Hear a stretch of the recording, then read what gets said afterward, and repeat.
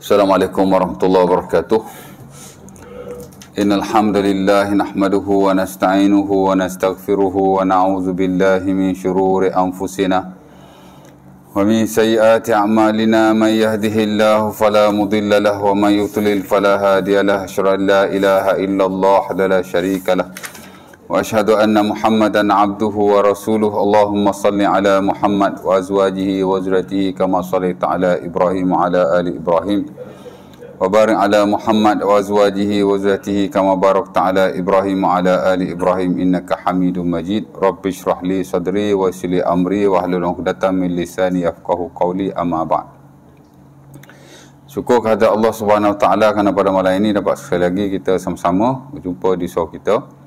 Adakah kita sambung daripada surah Al-Baqarah ayat yang ke-127, 128 dan 129 yang telah kita baca pada beberapa siri kuliah yang lalu.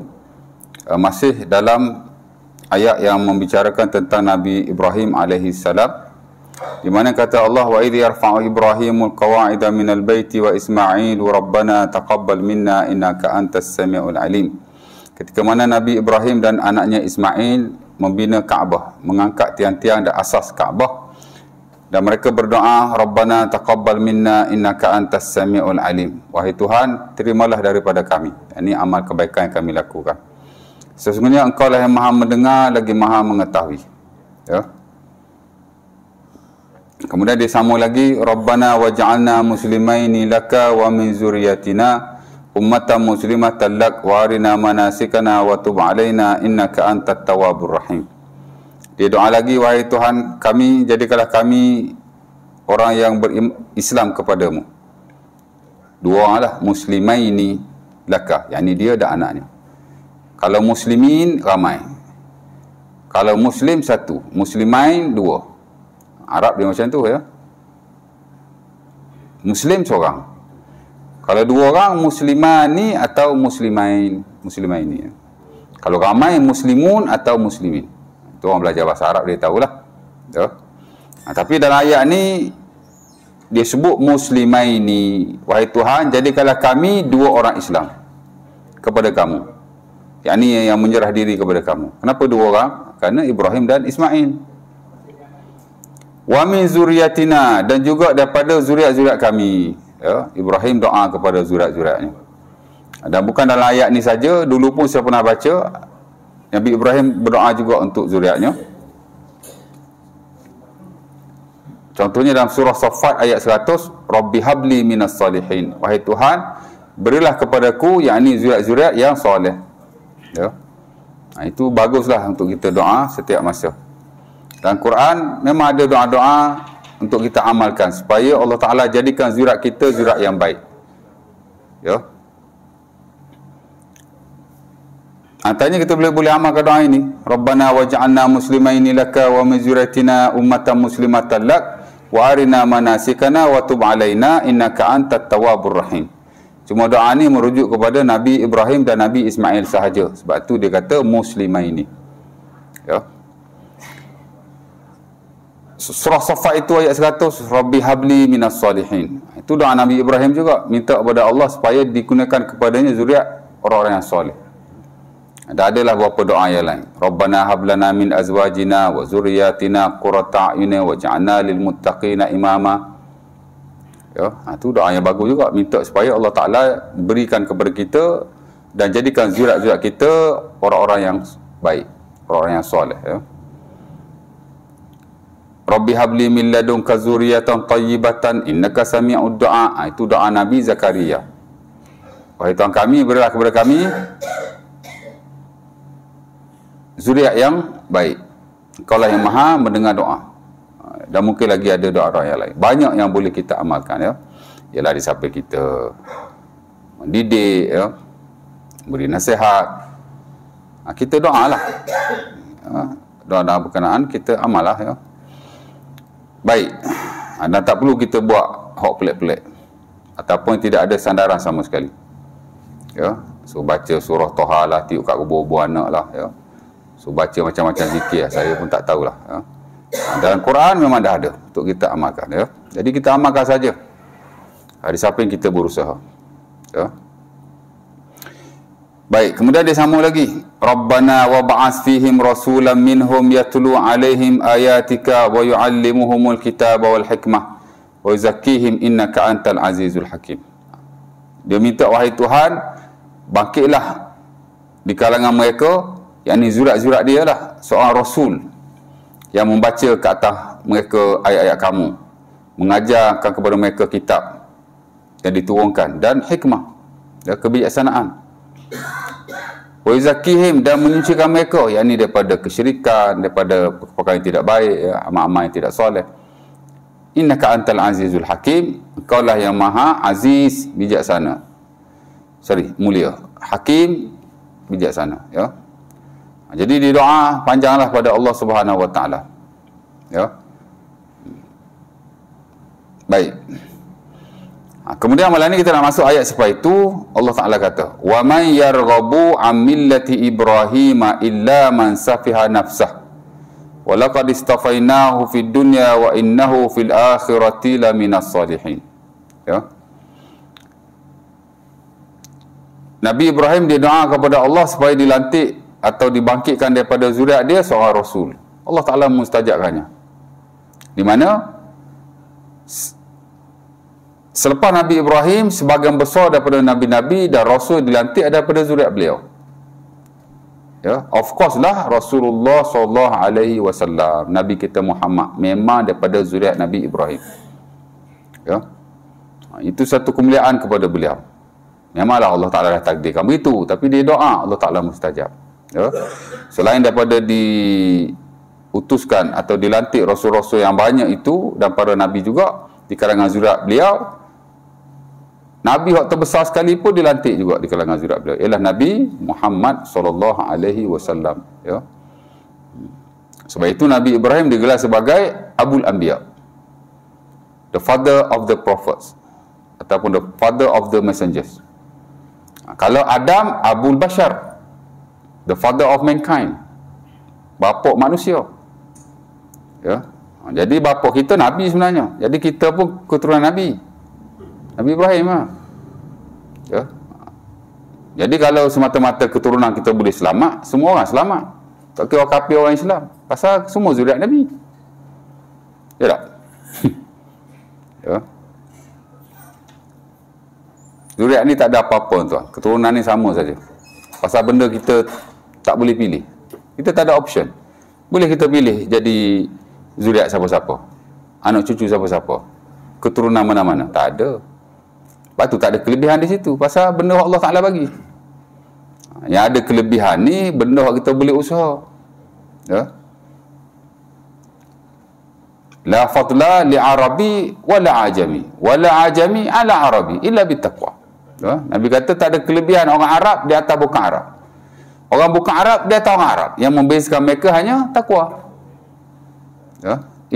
Inna akramakum indallahi atqakum, yang paling mulia di kalangan kamu ialah yang paling bertakwa kepada Allah. Ya.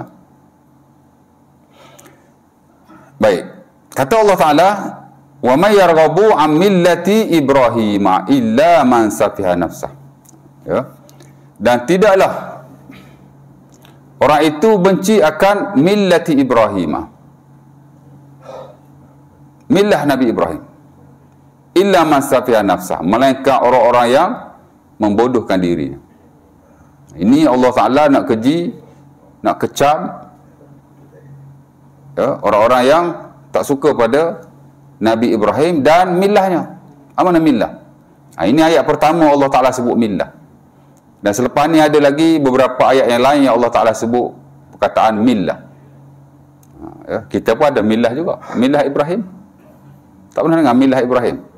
Saya pun tak kenal ataupun tak tahu, no idea. Ya. Tapi ada lah dalam khutbah Jumaat kan, dulu ada sebut millah Ibrahim, millah Ibrahim. Millah Ibrahim ni satu ajaran sesat lah di Selangor ni. Selangor kan? Ke negeri mana?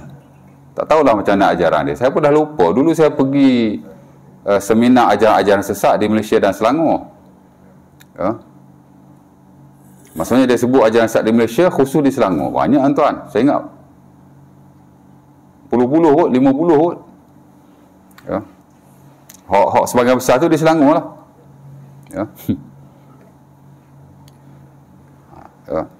Adalah milah tu kan. Tapi milah ni bukan milah tu ya. Milah-milah ni maksudnya agama, ad-din. Ya. Milah-milah ni masuk tariqah, jalan. Milah-milah ni masuk apa yang kita pegang, apa yang kita amalkan. Itulah milah di sisi orang Arab. Dari sudut bahasanya ya. Dan Allah Ta'ala gunakan perkataan itu. Ajaran Nabi Ibrahim disebut sebagai milah Ibrahim. Ya.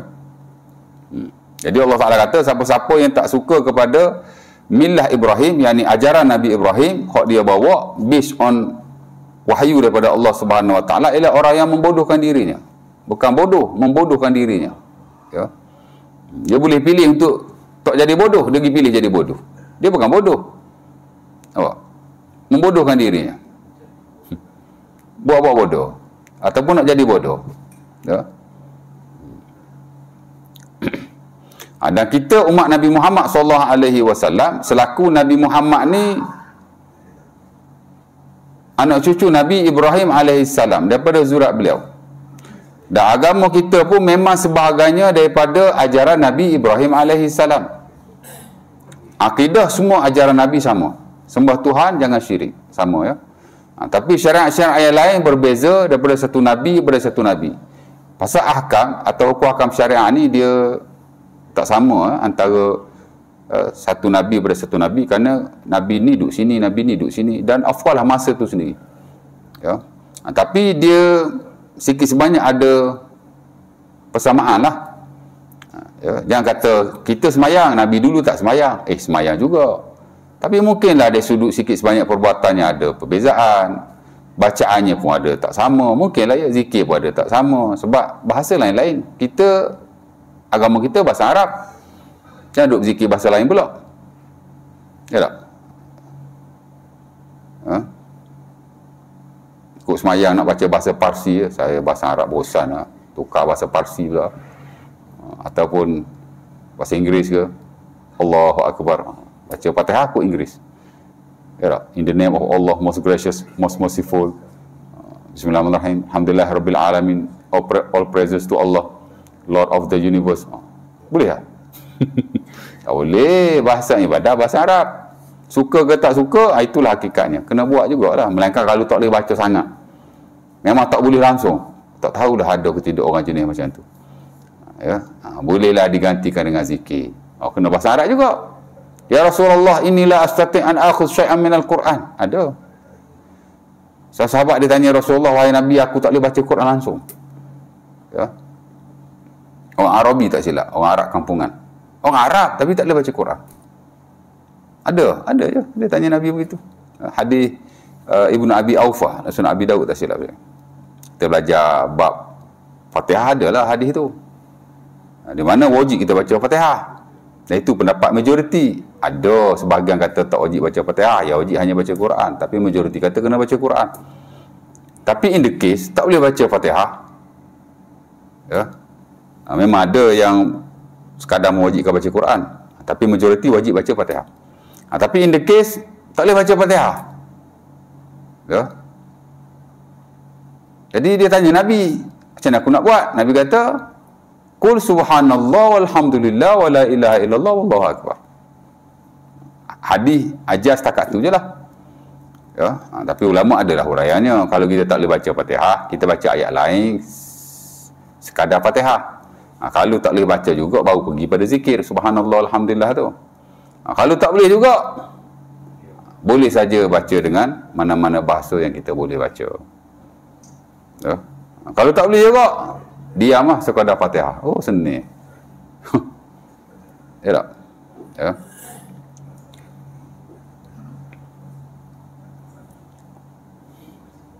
Memang ada orang tak boleh baca, tuan. Orang kena stroke, memang tak boleh mengaji ya. Usahakan nak mengaji. Cakap Melayu pun dah tak boleh. Nak mengaji macam mana? Dia nak baca Fatihah macam mana? Ya. Habis tu tak payah baca apa-apa lah. Kena baca juga. Tapi sekadar hak dia mampu tu je lah. Tak jelas, tak apa, tak jelas pun baca jugalah. Baca tetap kena baca pasal dia ada suara. Dia pun sebelum ni boleh baca, cuma sekarang mulut dia dah tak jelas lagi. Ada khilaf lagi bab ni, tapi baca sekadar yang mampulah. Ittaqullah mastata'tum. Allah Ta'ala sebut dalam surah At-Taghabun ayat 16. Kita buat setakat kita mampu. Dan dia mampu begitu. Baca juga biar tak jelas pun. Ya. Dan tak baca langsung pula. Kecuali kalau suara tak tubik langsung. Lidah tak leguk langsung. Rakung. Diam je lah. Nak buat macam mana? Ya. Tapi sekadar Al-Fatihah. Semayang kita tak kena semayang. Ya.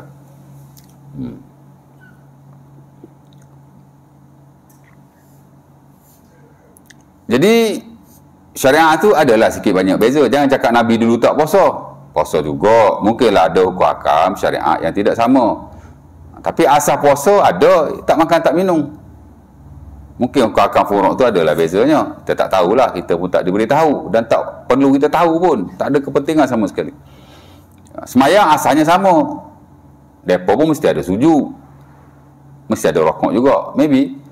Tapi mungkin hak lain-lain tu tak samalah bacaannya, sikit sebanyak pergerakan mungkin ya. Dan begitu juga ibadah-ibadah yang lain. Ya. Adalah kesinambungan. Pasal Nabi Muhammad ni adalah rentetan daripada agama-agama terdahulu. Dari sudut kepercayaan sama, cuma dari sudut amalan ni dia ada bezalah, ikutlah kadang-kadang tertentu. Walau bagaimanapun, sebahagian daripada ajaran Nabi kita jelas ia berasas pada ajaran Nabi Ibrahim alaihissalam. Ya. Macam haji sebahagiannya daripada ajaran Nabi Ibrahim. Bahkan hak buat Kaabah pun Nabi Ibrahim. Dia hak mulakan tawaf katanya. Dan dia antara Nabi yang terawal yang buat haji. Pasal dah ada Kaabah, Allah Ta'ala wajibkan haji. Dan dikatakan wajib juga pada Nabi-Nabi selepas daripada itu. Dikatakan begitu. Ya. Dan ada juga beberapa perkara lain yang ada hubung kait direct dengan Nabi Ibrahim. Selain daripada ibadah macam haji, ya. Apa dia? Kalau tuan-tuan tahu. Khitan lah, bersunat. Sunat lah bagi. Itu daripada ajaran Nabi Ibrahim tu. Ya. Nah, apa hukum sunat? Apa hukum sunat? Apa hukum berkhitan? Khotan ke khitan? Saya rasa Melayu standard khitan, betul tak? Khatan. Oh, khatan. Bahasa Melayu khatan . Kalau Arab khitan. Kha ta alif nun. Kha tu bagi bawah. Khitan. Itu bahasa Arab. Sepatut bahasa Melayu pun sebut khitan jugalah. Tapi saya tak tahulah bahasa Melayu sebut berkhatan lah. Suka hati orang Melayu lah kan. Pasal bahasa dia kan.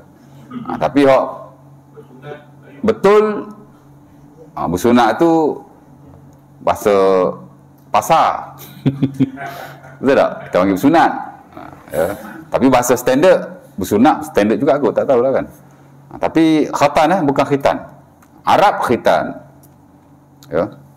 Saya rasa Melayu khitan juga asalnya. Cuba belek kamu dewan . Tak kisahlah nak sebut khitan ke khotan ke, ya, bersunat ke, tapi benda tu lah nak cerita kan. Itu memang Nabi Ibrahim. Ataupun daripada milah Ibrahim.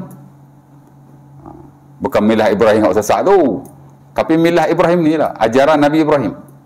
Ya. Apa hukum khotan? Tak sedap sebut khotan, khitan lah. Apa hukum khitan? Apa hukum khitan je? Wajib.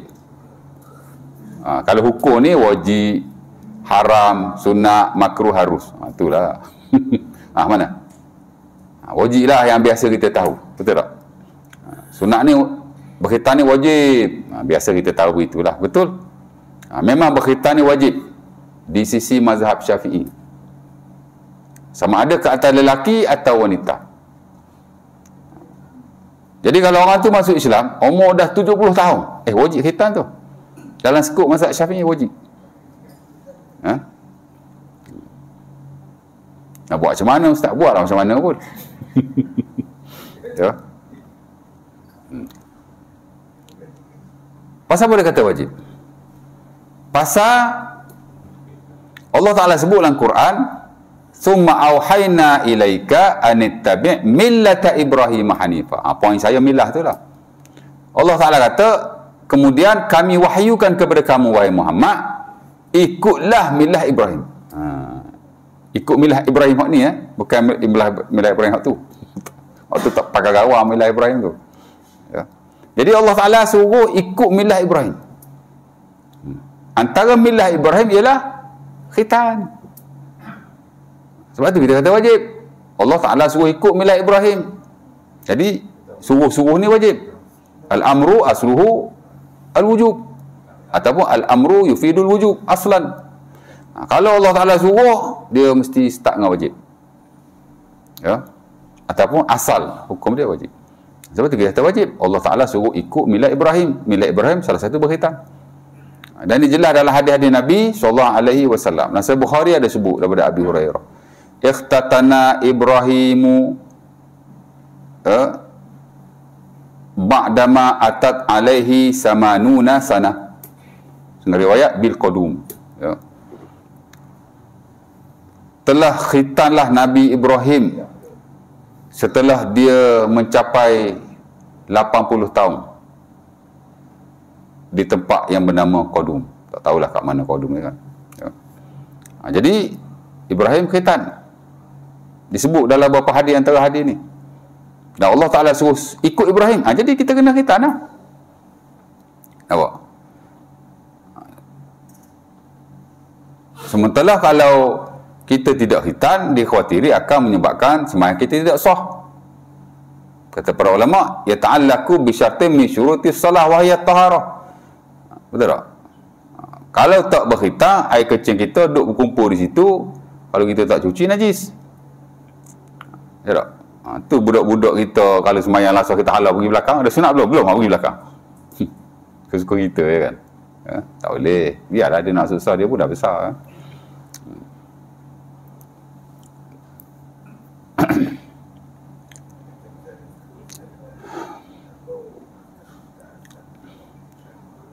Perempuan pun sama juga, ada kepentingannya.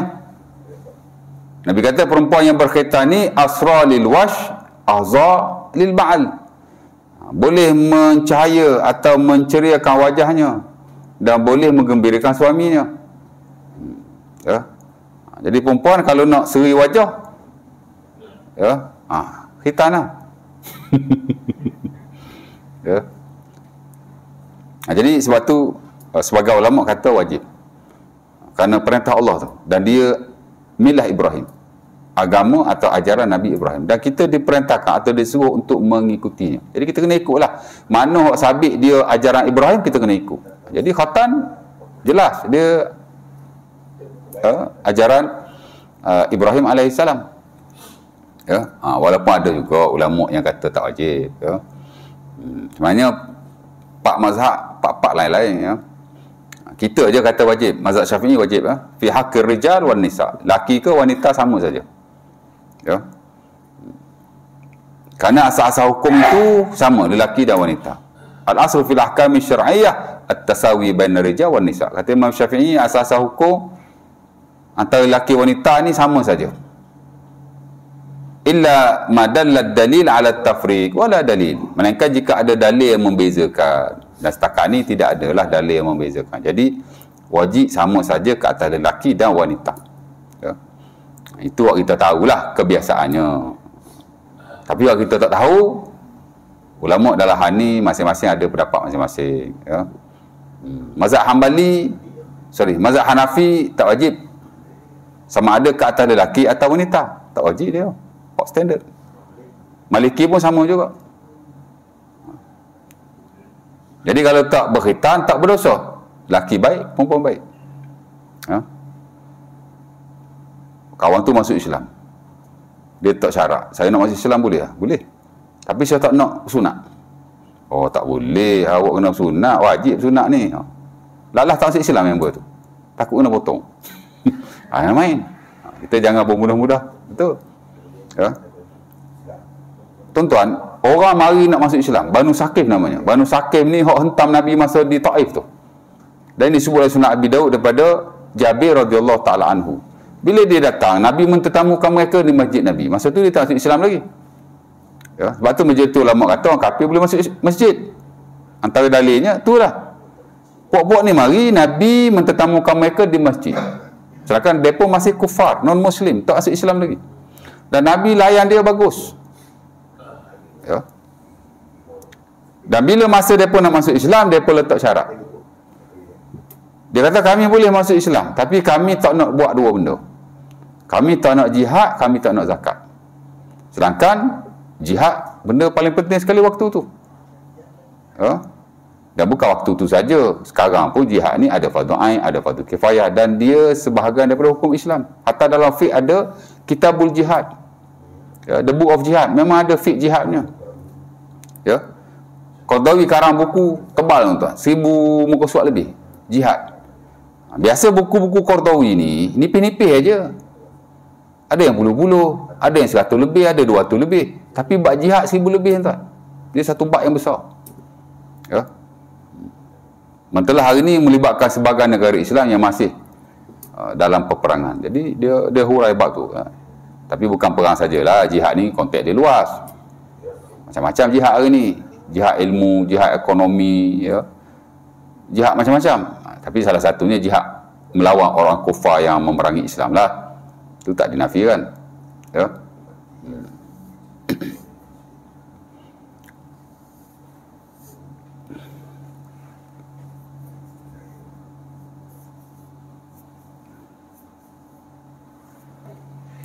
Saya pergi jihad lah. InsyaAllah. Sebelum jihad saya tu buat apa tadi? Aduh, lupa lah.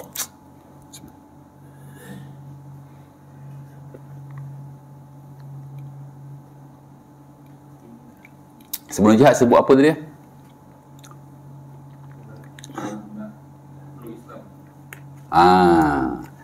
Jadi mereka kata kami tak nak jihad dan kami tak nak zakat. Zakat pun telah difardukan pada waktu itu di Madinah. Zakat tak fardu di Mekah. Tapi asalnya telah disebut oleh Allah. Cuma hak betul-betul fardu di Madinah. Zakat pun tak nak juga dia. Oh, debel puak ni. Asalnya begitulah. Jadi sahabat-sahabat Nabi bukan bantah, tapi cakap kat Nabi, macam mana ni, boleh ke? Tak? Dah lah. Nak masuk Islam, letak syarat pula. Apa jawab Nabi? Nabi ni dia optimis. Dia pandang ke hadapan, bukan pandang ke belakang. Dia jenis orang yang move on. Maknanya, dia melihat kepada kepentingan lebih besar. Apa dia? Masuk Islam tu.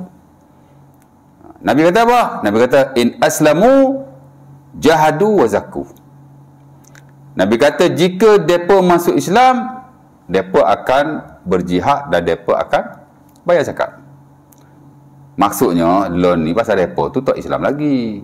Orang bukan Islam, dia mana reti. Betul tak? Bila dia masuk Islam nanti, slowly dia belajar. Kita hak reti ni ajarlah dia. Jadi daripada dia akan buat. Yang penting masuk Islam dulu. Itu je. Macam kita, kalau orang jumpa kita cakap, saya nak masuk Islam lah. Tapi saya tak boleh tinggal babi lah. Boleh lah saya nak masuk Islam, tapi babi saya nak makan, boleh lah? Oh, tak boleh, babi haram. Dengan sebab kita kata begitu, dia tak masuk Islam. Macam mana tu? Mana besar? Masuk Islam, makan babi dengan stay dalam kekufuran. Mana lebih besar? Kalau saya personally, based on hadis yang diriwayatkan ini dan teknik ataupun orang kata apa, cara dakwah Nabi itu, Nabi melihat benda lebih besar, itu Islam. Kalau saya kata okey je, masuk Islam. Bukan okey makan babi tu. Tapi kita melihat kepada kepentingan dan kemaslahatan lebih besar, itulah masuk Islam. Luar ni pasal dia non-Muslim, memanglah dia tak erti benda kan. Dan begitu juga kalau dia cakap benda-benda yang lain, letak syarat hak pelik-pelik, tak apa, masuk Islam dulu. Dah masuk Islam, takkan nak makan babi lagi kot. Betul tak? Saya nak masuk Islam, tapi saya nak tikar nombor ekor juga. Allah, setakat tikar nombor ekor, bukan kata benda tu boleh, benda tidak boleh. Tapi mana lebih besar? Ataupun mana lebih penting, dia masuk Islam ke, walaupun dia berjudi, yang kita rasa dia takkan berjudi lagi lah, ataupun dia stay dalam kekufuran. Kalau dia duduk dalam kekufuran, confirm dia masih berjudi. Kalau makan babi, dia akan makan babi sampai bila-bila. Tapi kalau sekurang-kurangnya, bila dia masuk Islam, kalau dia makan babi pun awal-awal saja, lepas tu tak makan babi dah. Tak? Takkan nak makan babi habis sudah kot. Contoh, tengok Nabi dia optimis tuan. Ini kita belajar dalam fiqh dakwah tuan. Dakwah ni kita kena mementingkan perkara yang lebih penting dan yang memberi kemaslahatan yang lebih besar. Jadi dia tak syarat begitu, Nabi bagi boleh je, Nabi kata. Of course lah, kalau dia masuk Islam, dia kata saya mau masuk Islam tapi saya tak nak potong punya. Oh, tak boleh. Kata wajib. Jangan tuan. Kalau dia letak syarat benda hok tak ada khilaf, no kompromi, makan babi, mana ada khilaf? Ada ulama kata harus makan babi? Ada? Tak ada. Ada ulama kata judi halal? Ada? Orang gila je kata begitu kalau dia orang Islam. Ya. Itu disepakati. Consensus. Confirm. Tak boleh. Ini setakat sunat. Sunat ni khilaf. Kalau hak tadi kita boleh bagi sikit sebanyak kelonggaran, maksudnya masuk Islam dulu. Hak ni lebih-lebih lagi lah. Jadi kalau ada non-Muslim nak masuk Islam tapi dia letak syarat, saya tak nak berkhitan, kita kata tak apa, masuk Islam. Ya, kerana khitan-khitan ni atau sunat tidaklah wajib di sisi sebahagian para ulama, walaupun sebahagian mewajibkannya. Contoh Hanafi tak wajib, Maliki tak wajib, sunat saja. Ya. Hambali wajib bagi lelaki kerana ia berkait dengan kebersihan. Ya. Tapi wanita tak wajib. Wajibun fi haqqir rijal sunnatun aw makramatun fi haqqin nisa. Ya. Mesti ke atas lelaki. Tapi kemuliaan dan sunnah ke atas wanita. Dan kata ulama besar antaranya Al-Imam Ibn Qudamah Al-Maqdisi, wa hadha qawlu aksar al-ulama. Ini pendapat majoriti para ulama. Hak majoriti sebenarnya tak wajib ke atas wanita, hanya wajib ke atas lelaki. Walaupun ulama ada beza-beza pendapat ikut mazhab masing-masing, tapi hak majoriti, hak ramai ulama pilih wajib hanya ke atas lelaki saja, adapun wanita tidak wajib. Walau bagaimanapun, tidak. Depa sepakat khitan-khitan ni adalah syiar Islam. Ia adalah fitrah dan dia merupakan satu ajaran yang disyariatkan oleh Allah Subhanahu Wa Taala. Walaupun Hanafi kata tak wajib, saya rasa Hanafi khitan juga. Tak. Maliki khitan juga. Dia kata tak wajib, sunnah saja. Tapi saya confirm lah ataupun saya rasa kalau tak 100% pun 99%, mereka pun tetap bersunat. Kerana telah menjadi tradisi orang-orang Islam sunat. Ya. Banyak-banyak tuan-tuan, kalau orang jumpa kena bom, kena bedil, hancur badannya. Tinggal sikit ya. Macam mana nak bezakan Islam dan tak Islam? Orang cek dulu benda tu lah. Kalau lelaki lah. Ya. Kalau potong je, mungkin orang Islam. Mungkin lah, mungkin. Kerana dikatakan semua orang tahu, baik Muslim, baik non-Muslim, bahawa berkhitan ni adalah tradisi orang Islam. Ya. Dan dia adalah daripada ajaran Nabi Ibrahim alaihissalam. Jadi walaupun kita kata wajib, ulama-ulama lain ada kata tidak wajib. Jadi biasa kita tahu wajib saja. Hari ini kita dapat ilmu baru. Oh, punya ada juga ulama kata tak wajib. Memang hukum ni bukan semua sepakat atau satu trend saja. Ada orang kata begitu, ada orang kata begini, terutama hukum-hukum yang melibatkan perkara yang memang telah dibahas atau dibicarakan oleh ulama sejak daripada dulu lagi. Nampak tak? Ya. Ni seminggu ni kecoh pula, nikah tak sah katanya. Betul tak? Member kata aku nikahkan dia begini-begini, member tu pula kata aku terima dengan yang tersebut. Ya tak? Orang kata tak sah, pasal apa? Kena sebut aku terima nikahnya. Nikah tu kena sebut, dia kata. Tak sebut tak sah. Lah memang mazhab Syafi'i kata tak sah. Hak paling standard lah, walaupun ada pendapat yang lain kata sah. Imam Syafi'i bab ni ada dua pendapat. Satu Imam Syafi'i kata sah. Dan itu adalah pendapat dia yang lama. Dikatakan pendapat dia yang lama lah. Pendapat yang dia baru, dia kata tak sah. Tapi majoriti ulama lain kata sah. Hambali kata sah, Maliki kata sah, Hanafi pun kata sah. Qabul ni cukup sekadar kata aku terima, that's it. Habis itu. Ya tak? Ha?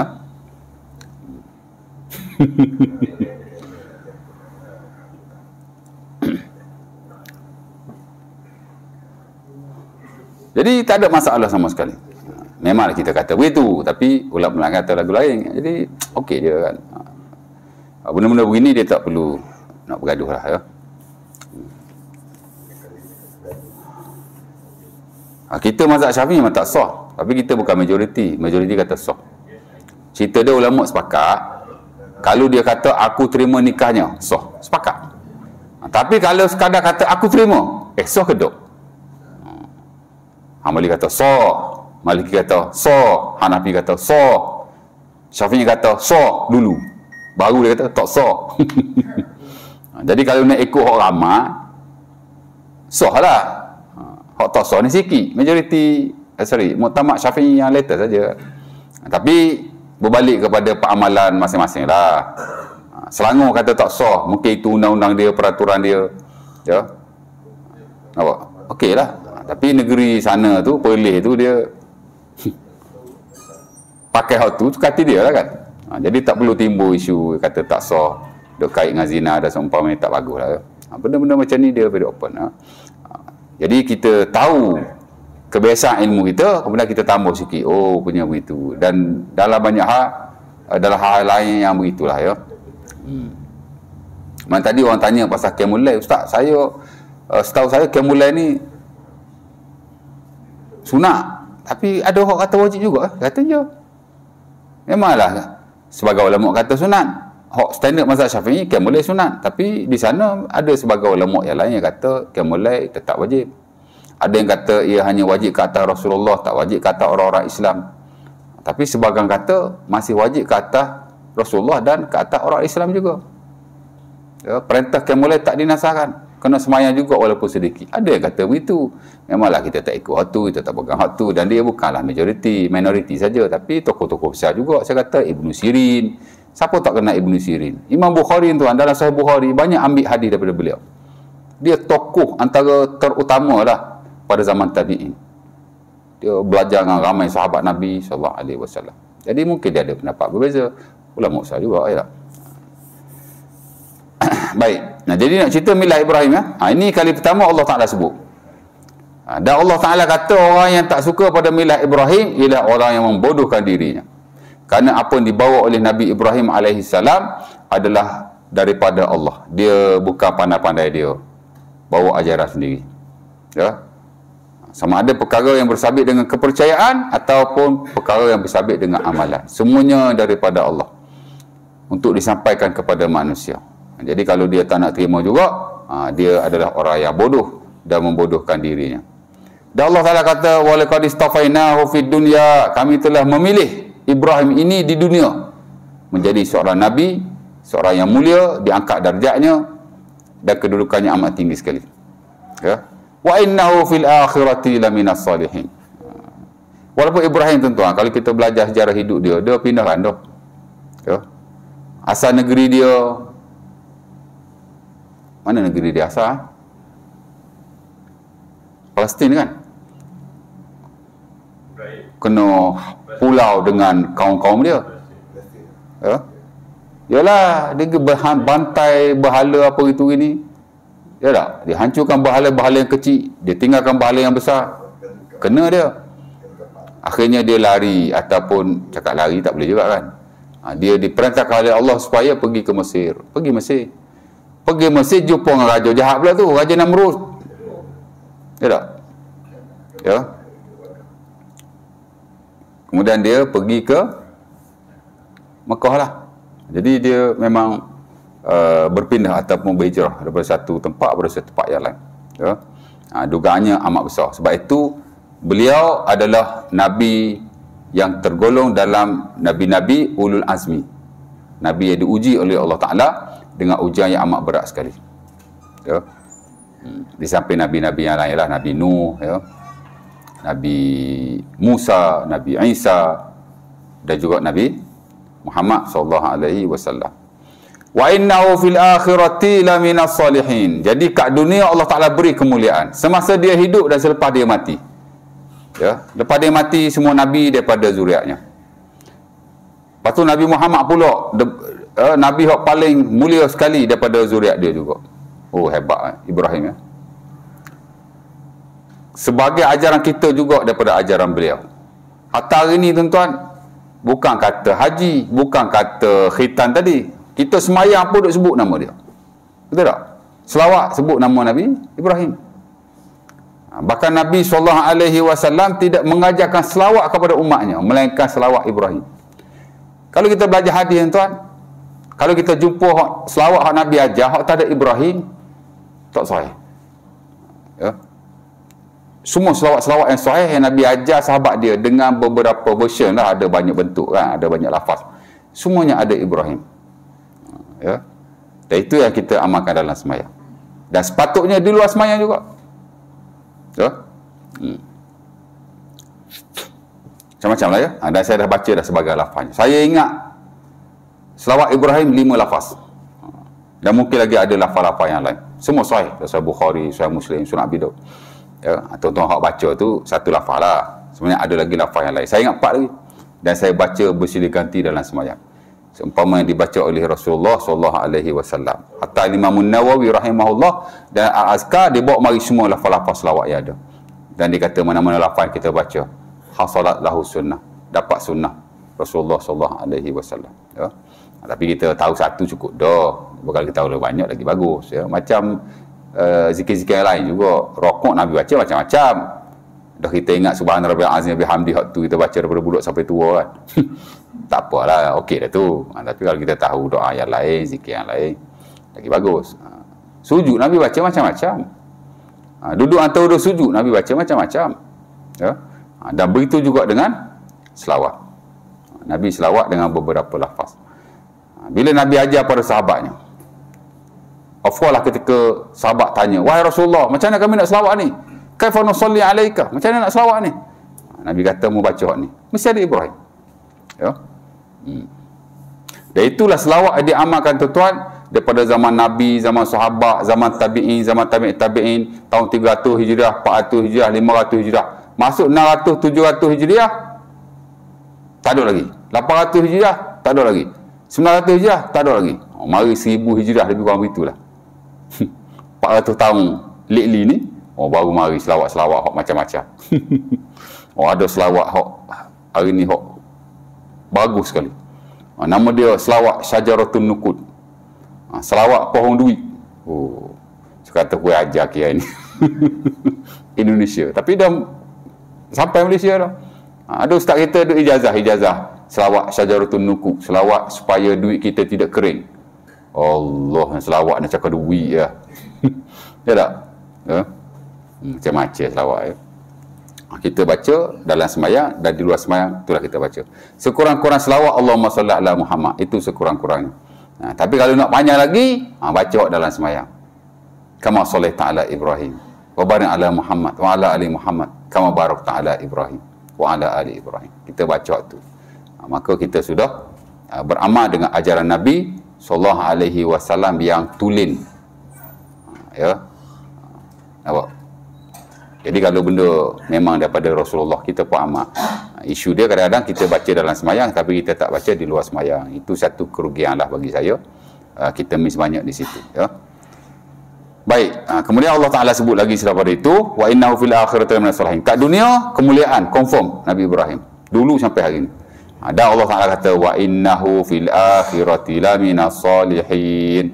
Di akhirat pula dia adalah di kalangan orang-orang yang soleh. Akhir sekali tuan-tuan, akhirat nanti bila kita berkumpul di pada mahsyar, tunggu Allah Ta'ala nak hitung, tak hitung. Tunggu Allah Ta'ala nak hitung, tak hitung. Ya tak? Siapa orang pertama yang kita jumpa untuk untuk meminta kepada Allah supaya dipercepatkan hisab? Siapa?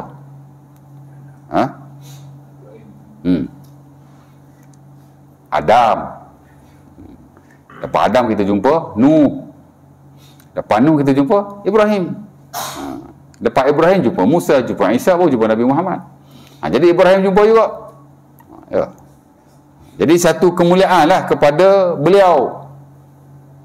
Daripada puluh-puluh ribu, ratus-ratus ribu Nabi dan Rasul yang ada, jadi 5-6 orang ni orang hebat. Nabi hot top, Rasul hot top.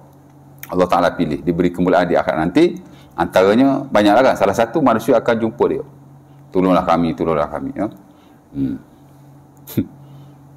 Jadi itulah untuk malam ni. Kemudian Allah Ta'ala sebut lagi selepas daripada itu, masih dalam konteks Nabi Ibrahim.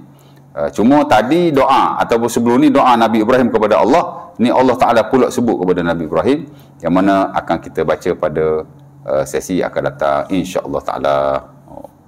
40 minit tu. Ada nak tanya apa-apa tak? Ada soalan? Bismillah. Molek tu berhenti tu. Bunyi.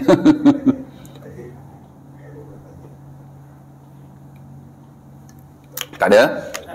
Ya. Ya.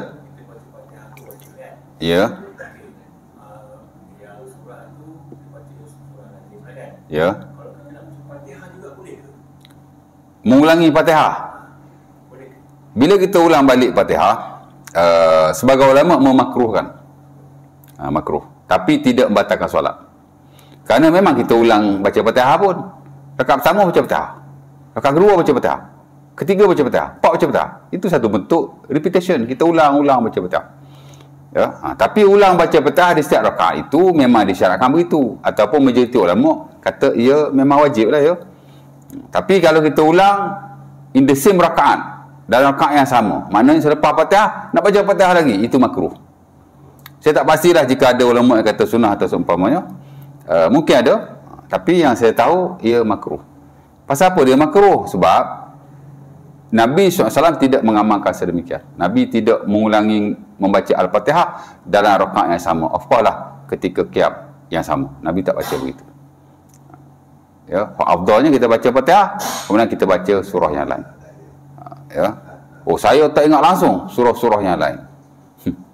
Itu saya nak sambung balik lah. Sunat ke tak kalau tak ingat surah lain atau tak apa surah lain, boleh tak baca Al-Fatihah balik? Saya tak tahulah ya. Hasan Basri tuan-tuan, dalam Sunan Abi Dawud, dia lepas baca Fatihah, bukan selalulah, once a while dia berzikir. Lepas baca Fatihah, dia baca zikir. Subhanallah, alhamdulillah, wa la ilaha illallah. Ya.